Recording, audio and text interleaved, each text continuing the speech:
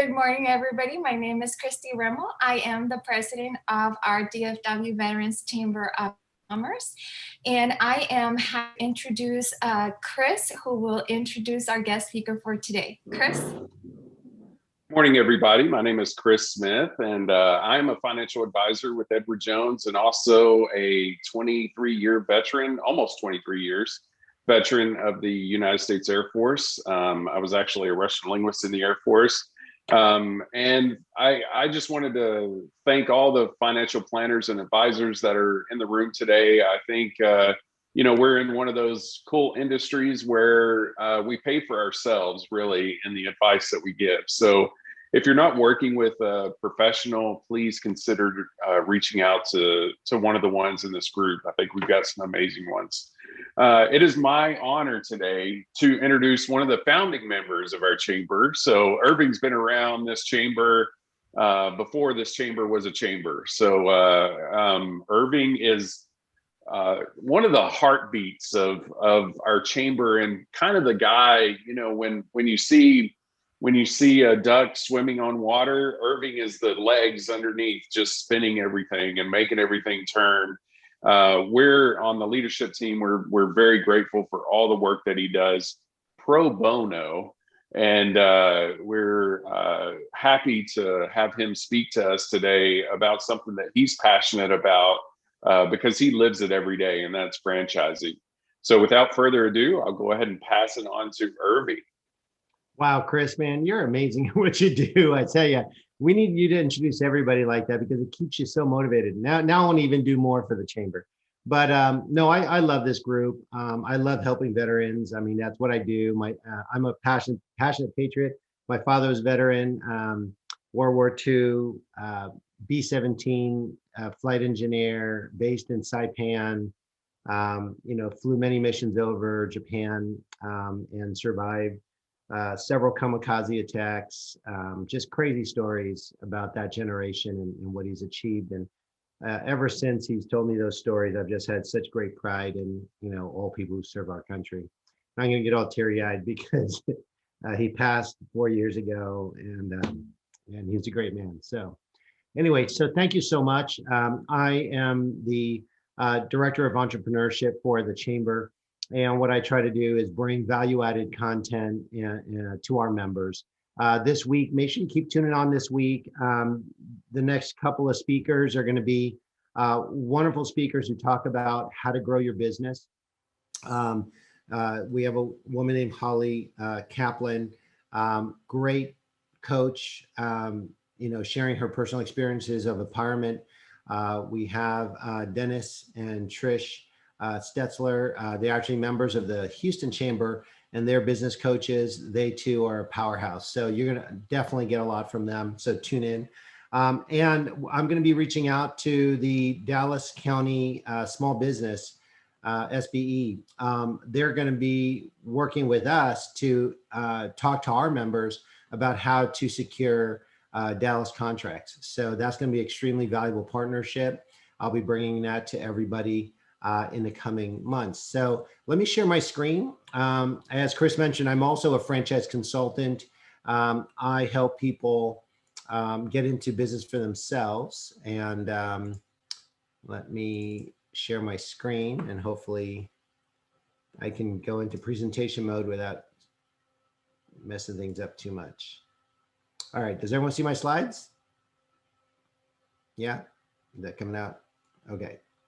Yes, but we also see the talking points, which is fine. Oh, no. Just wanted to let you know. You don't want to see my talking points.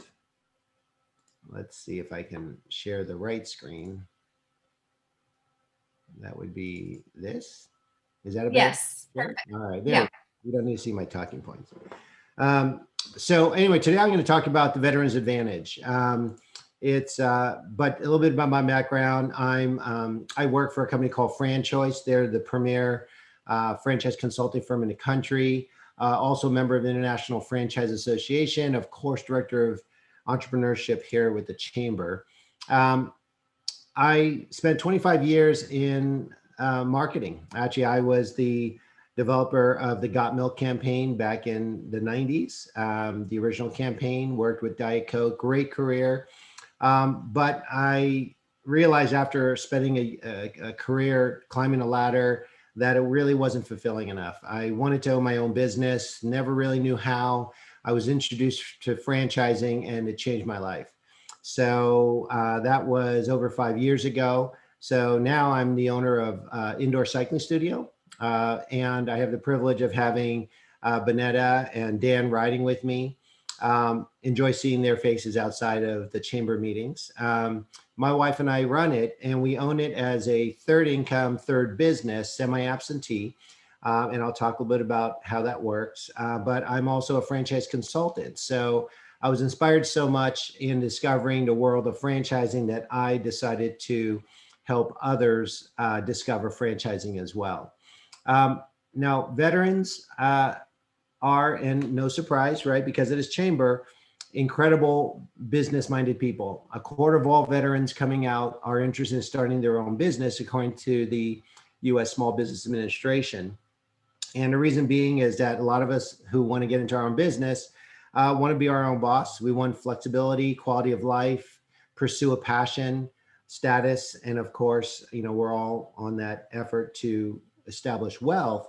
Primarily to provide comfort into our life and into our retirement.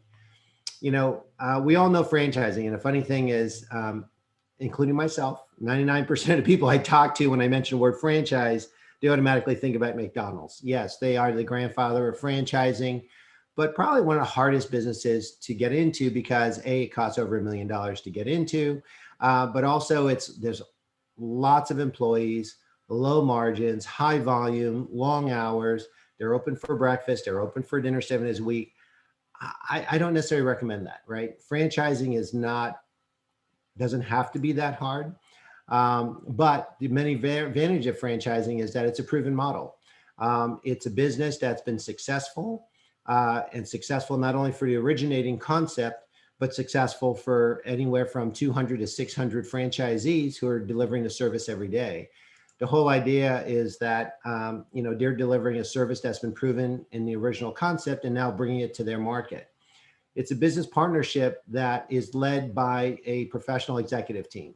So like myself, when I decided to get in my own business, I'm like, where do I start? You don't need to have any expertise, any background, any knowledge of the category you're getting into, because all the franchises that I represent are led by a CEO, an executive team, a VP of marketing, VP of sales, VP of operations. I mean, a full established executive team that's there to work with you to ensure your success. They provide all the training. I mean, literally everything from educating on the category, how to run the business, daily, if not weekly, monthly, ongoing training to be successful. Establish operating systems. So my business, my cycling business, is run on a digital platform that handles 90% of the business. People respond to a lead, they sign up for membership, they put their credit card in, and it charges every month. They can book classes, cancel classes, they can manage their account. I don't need to touch a thing. I just make sure we deliver a fantastic experience in the studio. Buying power. Yeah, when you have a network of over 200 plus franchisees, you get incredible buying power. During this ice freeze, for example, plumbers and others who are in the trades had a hard time getting supplies. Well, as part of a franchise, they're able to direct supplies from all over the country throughout their network to the franchisees that need them. So there's great strength in being part of a large business organization. Marketing. I mean, even though me and the C's are marketing professionals, I don't do any of the marketing for my business. It's all turnkey. All the creative, all the marketing planning, all the buying, all that's done by the franchisor. I mean, for me, I don't touch it because it's something I don't have to do, right? I focus on operating and running my business, not doing the marketing. It takes a huge burden off my shoulders, even as a marketing guy. And in the beginning, it was hard for me to do that because I am a marketing guy, but I'm like, they do a great job and that's their business.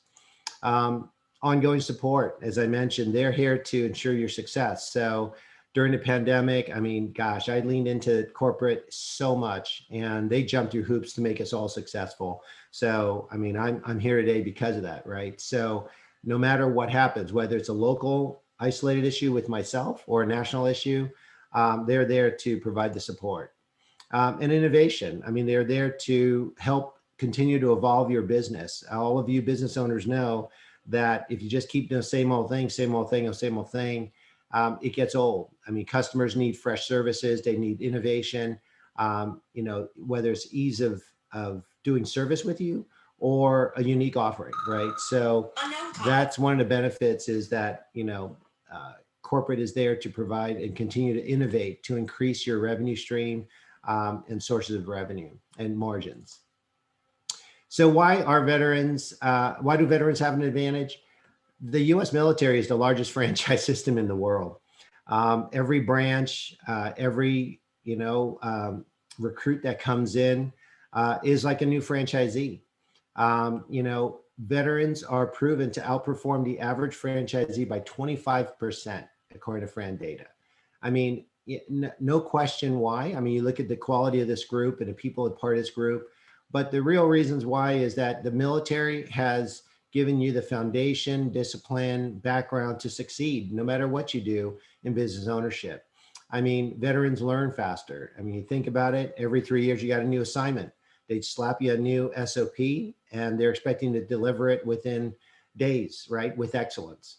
Veterans are disciplined. I mean, you're not there to necessarily fight and disrupt. You're there to, you are there to fight, but no, you're not, not management. You're there to learn a process. You're there to, implement with excellence. You have a regiment, right? And being a business owner, you need to have your own regiment, daily regiment.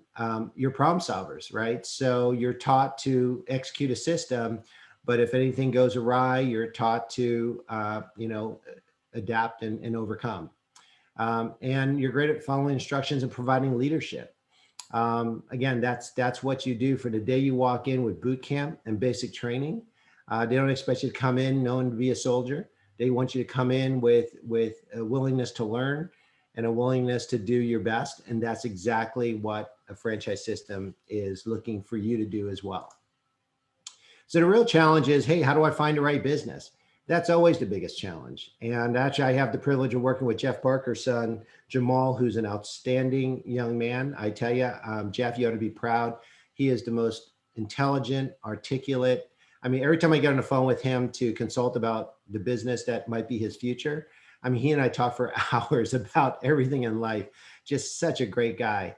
And I'm excited to help him because, part of what he's looking for and anyone I work with is what do I want to do, going forward? Ideally, it's something that's going to be, fulfilling on a personal front, but also deliver, wealth and growth potential and all that stuff. What I discovered and what excited me most about franchising is that there is practically a franchise business for anything you want to do. When I kind of got, tired of doing the corporate marketing thing, it took me a minute to step back and say, what do I want to do? I've always enjoyed fitness. I've always enjoyed cycling. I always tell the story that the second date with my wife was a bike trip, and that's where I kind of fell in love because I was an avid mountain biker and I was in San Francisco and I would climb mountains like every week. I mean, I'd ride probably 3-4 times a week, and weekends it'd be like dedicated Saturday. First thing I'd do is hit the mountains with my friends and we'd ride for hours. And I asked her out, and the first night was a dinner. Second night, I said, hey, we're riding tomorrow morning. You want to come with us? She goes, oh, I love cycling. And I said to my friends, I said, hey, I'm bringing a date. You guys don't be jerks. You guys take it easy because I have no idea if she can ride, if she can, so let's take it easy and don't be jerks, right? So we get on a trail and I'm, trying to be a good host. And, she didn't have a bike. I had an extra bike. I got her set up. I got her a latte. We drove to the mountain and she jumped on a bike. And, I'm like really nervous because I'm like, wow, I don't want to her ruin my bike trip with my friends, but I also didn't want to get hurt. She whipped up that mountain like nobody's business. And I'm like, I looked at my friends and I looked at her. I'm like, holy shit, I'm in love. This woman is amazing. And so, together, I brought up the idea. I said, hey, let's get into, when I looked into all these different businesses, I saw this indoor cycling concept. And when I lived in Wisconsin, I got hooked on indoor cycling because, yeah, when you got 18 inches of snow and it's 0 degrees outside, you're not going to be riding your bike. And I didn't like losing my cycling legs all winter to start over again in the spring. So I started indoor cycling, and so I fell in love with indoor cycling. And I said, man, wouldn't it be great to do something that you love every day?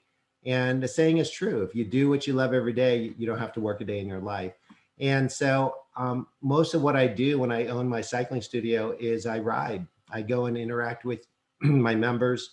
And then all the work I do is in my office, home office, to run that studio as a semi-absentee owner. Anyway, so when I found out there was fitness, I'm like, wow, that's amazing.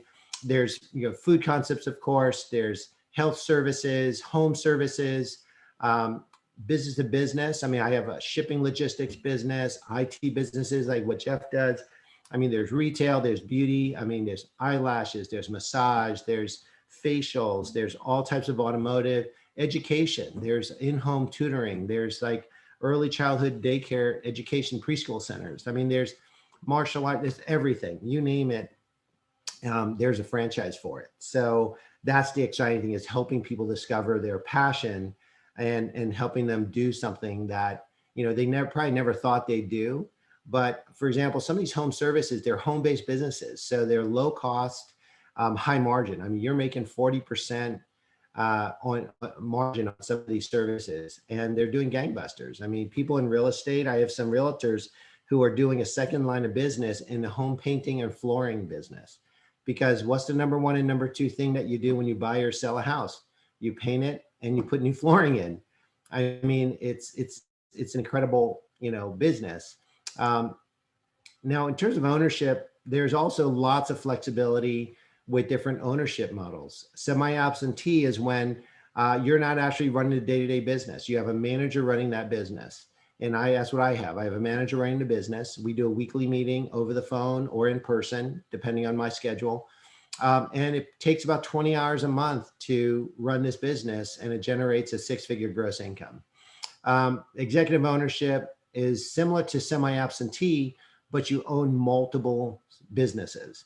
So franchises are also a great way to build wealth, because you can add multiple territories, add multiple stores, whatever it is. And each time you do that, it's a 1x, 2x, 3x in income with not that much work. So I always joke with people that I have 3 boys, and the first one was incredible amount of work because I didn't know what I was doing. I was like, oh my gosh, I can't believe the hospital let me out with this baby. And and then, after we had a second, we're like, oh, okay, the first one wasn't that bad. The second one's just a little bit more work. The third one's just a little bit more work. It's the same thing with owning multiple studios. If it's the same business concept, you're just adding 1 or 2 more employees, but you're doing the same business. You're just managing more territory, but it's the same function. So executive ownership is when you own multiple territories, and that's how you build wealth. Owner operator, that's when you, want to work in the business full time. Very similar, but you're in the day-to-day as an owner operator. It's great because you reduce you increase your margin. You don't have to pay a general manager, and all that margin goes to you, right? So that's a great way to run a business. And then family business. I have several people I'm working with now, father-daughter team. He's a police officer, and he wants to invest in a long-term income opportunity after he retires. And he wants to give his daughter a job, right? And they want to work together. He's going to help fund the business. She's going to contribute, but she's going to be running the business. So great family-based businesses where, if you have adult children, you can work, invest in a business together, and which leads to pre-retirement. Semi-absentee businesses are fantastic retirement businesses. Most people this day, if you talk about the modern definition of retirement, most people are like, no, I don't plan on just sitting on my porch, drinking iced teas and playing golf. I'll be bored to death, right? You got to keep the mind challenged.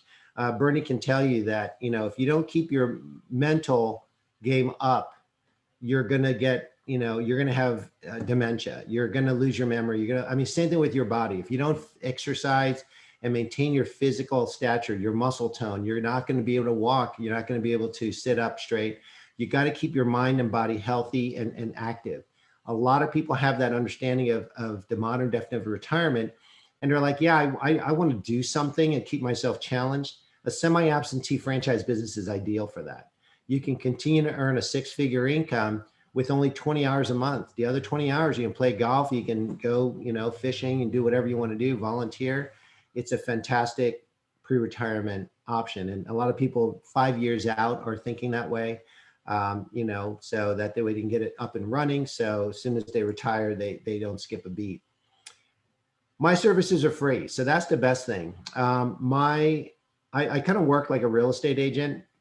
So I'm here to find you your dream home. I don't charge you for it. I'm here to provide education. I'm here to work with you to understand your goals, your aspirations, your strengths, weaknesses. Business ownership might not be what you end up doing, right? You might have an idea that, hey, I think I want to do it. It's okay. I explore that with you. We talk it through. We talk about your interests, your passions, your background, your skill set, what it's going to take to own a business. And ideally, I build what's called your personal franchise model. I have access to over 2,000 franchise businesses. And like I said, this chart before, helping people identify what business they want to get into is the biggest challenge. And finding one that they're going to be good at, one they're going to be excited about. So I create their personal franchise model, and I use that as a filter to look at all my businesses to pick the top 3 that will match their background. If they find those businesses intriguing, I introduce them to the franchisor, where they do a deep dive investigation, and they will sign a non-disclosure agreement to get access to what's called a franchise disclosure document. It's a federally regulated industry. So the federal government requires everything about that business to be reported in this document. It talks about earnings. It talks about business closures and failures. It talks about lawsuits. It talks about the executive team, when it was founded, all the fees associated with it. I mean, a lot of people are like, oh, well, they charge royalties and they cause all these hidden fees. There's nothing hidden about it. I mean, it's all disclosed. The whole point of this investigation is to give you all the information you need to know to make an educated decision. And, if it all matches up to what you want to achieve, great, you go forward. If not, then you don't. The best part of this process is the franchisor connects you with existing franchisees to validate and to actually hear from their experiences what it's like to run that business. So if you have a question about what the day in the life looks like, if you have a question about, hey, how has it performed financially for you? You get to talk to people who actually run the business today. They're not hiding anything. They're here to provide information for you so that you can make an educated decision. Meet the team day is kind of they call it, some call it meet confirmation day.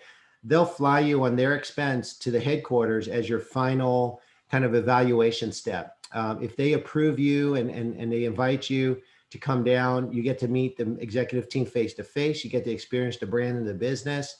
And at the end of that, they give the opportunity to buy into the business or not. They get a chance to meet you. You get a chance to meet them. And if everything matches up, then it's great. If not, then you part ways as friends.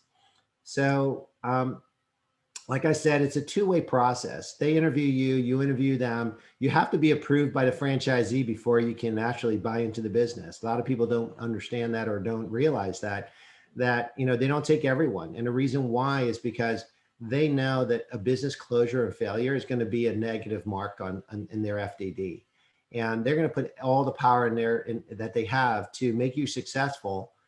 But they're also going to be very discerning about who they bring on. If they don't think you're going to be a good franchisee, they're not going to accept you. And if once they commit to bringing you on, they're going to do everything in their power to make you successful. Once you get that approval, you make your decision and you decide to go or no go. And once you decide to go, man, they're all behind you to get it launched as fast as possible and start making money. Lots of ways to fund a business. A lot of people are like, oh, how do I fund that? They're expensive. They're not as expensive as you think, but it does take money to make money. So I'm not going to lie, you do need some money. Hopefully you have some savings, home equity. If you have a home, you can, leverage your home equity. Partners or investors, if you're fortunate enough, I have a guy who's now pitching his investors now, or a friend of his who's going to be an investor. A guy has $1 gazillion, so hopefully he'll agree. SBA loans. The SBA are one of the few institutions that will support startup businesses. The government, especially now, is very eager to help people get into business ownership, to help the economy, help their local area. SBA is a great solution. 401k rollovers. So lots of financial planners here, but there's a rollover program that will allow you to leverage your 401k money. And actually it qualifies as a 401k. It's a rollover program.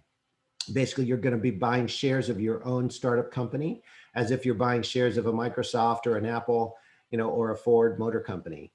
It's seen as a legitimate 401k. There's no penalties. There's no, fees taken off the money. There's no prepayment, timeline or requirement. So it's a great way to fund your business.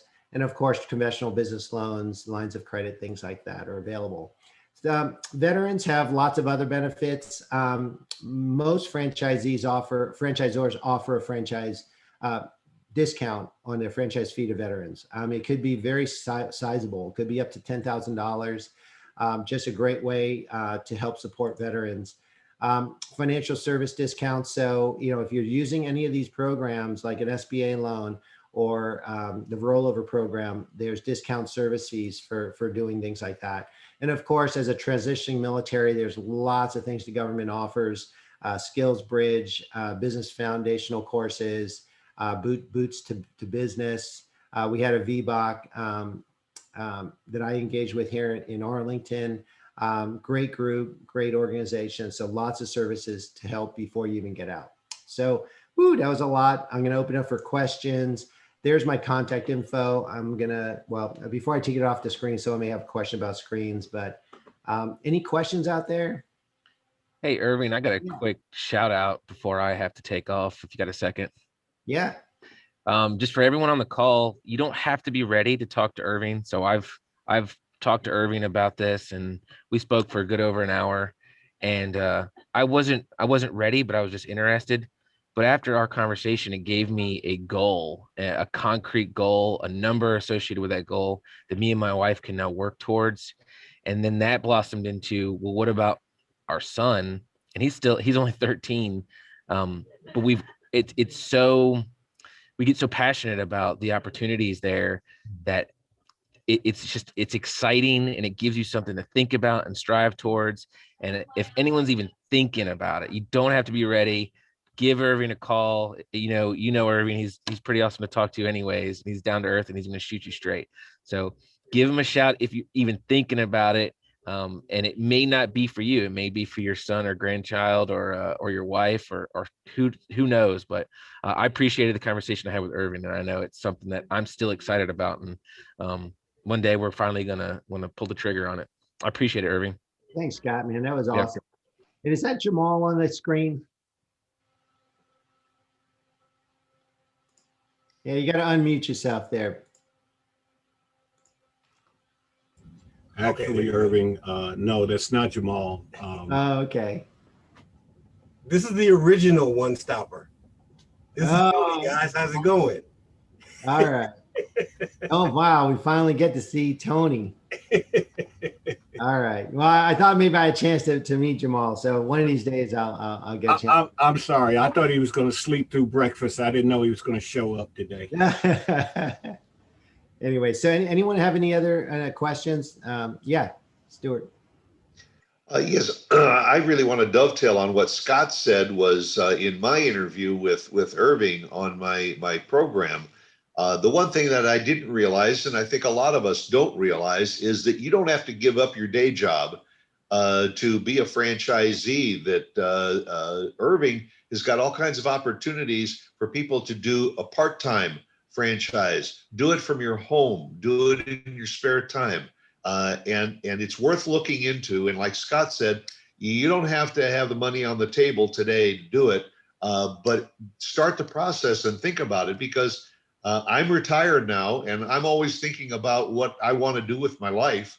And this is an opportunity, and I'm going to be getting together with Irving pretty soon, because I want to start talking about some of those part-time opportunities, those at-home franchises that might be available. And it's good for the future of all of us. Thanks, Stuart. Yeah, I mean, again, great way to pursue a passion, while doing good. Like, for example, we have a great tutoring business that provides in-home tutoring for kids. And since the pandemic, they evolved to online tutoring. So it's incredible because now you can get someone from Japan to teach Japanese to your kid, or someone from Spain who can speak, to teach Spanish. I mean, it's just amazing what it's opened up. And again, when I talked about franchisors innovating, that was a major innovation to their business model, because before they were just built on face-to-face in-home, and now online tutoring has brought a whole wealth of tutors. You can get an MIT math student to teach your kid, algebra. Anyway. Hey, Irving? Yeah. Irving, a comment. Thank you for your comment about my son Jamal. By the way, I have 4 boys. You only met that one, but there's 3 others. Okay. But I'm just so grateful that I introduced him initially to Scott Neidecker, and then Scott in turn introduced him to you. So he's here at the house with me, with his family, as they are preparing to move into their new home. So I'm guilt by association. I'm around him as he's talking with you or others about the franchising thing. And I have to admit, I've learned a lot. It's not something that I had an interest in growing up or during my career or even at retirement, but I was late to that party, late to understanding that. But observing what has happened to him because of what he's learned from you about franchising. So I mentioned to my brother today that my son, he said, what's he going to do? He says, I'm not sure which franchise it will be, but I guarantee you the very last thing that he will ever do is be an employee somewhere.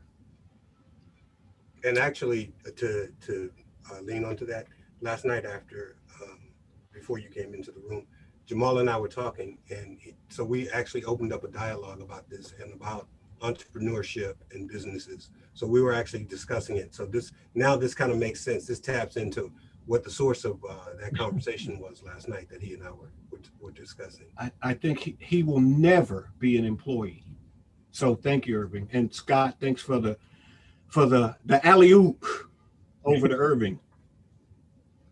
Well, thank you so much, Irving, for your presentation today. Obviously, it's a hot topic. People are loving it. And if you want to find out more about franchising, Irving is absolutely available. Reach out to him, schedule an appointment, and he knows what he's talking about, obviously.